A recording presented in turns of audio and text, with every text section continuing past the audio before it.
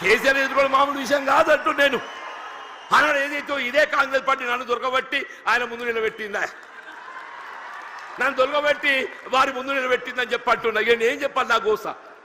నా కోస ఏం చెప్పాలని చెప్పంటూ నేను అంటే నిజంగానే వారు అడ్డుకోవడం సాధ్యమేనానే? వారికి ఎందుకు ఒక లక్ష్యం ఉంది, తెలంగాణ రాష్ట్ర ఏర్పాటు లక్ష్యం ఉందని చెప్పంటున్నా. ఆ లక్ష్యాన్ని అడ్డుకోవడం సాధ్యమేనని చెప్పంటున్నాను. అది ఎవరితో సాధ్యం కాదు.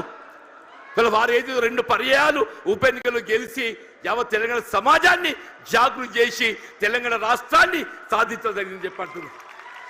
మరి అటువంటి క్రమశిక్షణ గల కార్యకర్తను నేను, అటువంటి క్రమశిక్షణ గల కార్యకర్తను యావత్ తెలంగాణ రాష్ట్రం ఆశ్చర్యం. ఇదేందా జీవన్ రెడ్డి, మరి ఏం చేయాలని ఆయన 20 మాసాలు ఏదైతే నా ఉసురు పోసుకున్నారు మీరు, 20 మాసాలు ఉసురు పోసుకున్నారని చెప్పంటున్నా.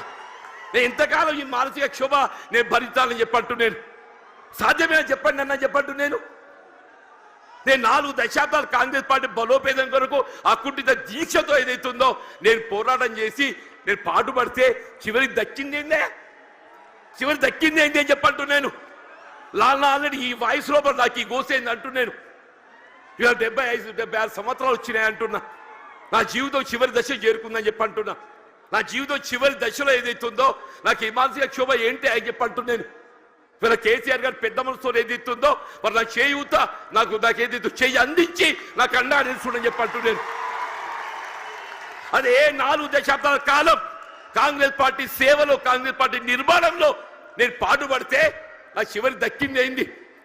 మళ్ళీ కేసీఆర్ గారే చెప్పంటూ నేను పెద్ద మనసుతోని గతంలో ప్రత్యర్థులు ఒక భావన రానియకుండా గతంలో ప్రత్యర్థులు పోటీ చేసుకున్నప్పటికీ కూడా ఏదైతుందో అది భిన్న రాజకీయ పార్టీ యొక్క ఆలోచన విధానం కానీ ఆ జీవనుడి వ్యక్తిగతంగా ఏదైతుందో విలువలు కట్టుబడే ఒక వ్యక్తిత్వం కాబట్టి అది ఒక భావనతోని వారు నాకు చేయూత అందించింది. అంత గొప్ప మనసు అని చెప్పంటూ నేను దయచేసి ఇలా జగిత్యాల గడ్డ నేనేదో ఆశించి కాదు నాయన, నేను అన్ని చూసినా నేను చూడని ఏమీ లేదు.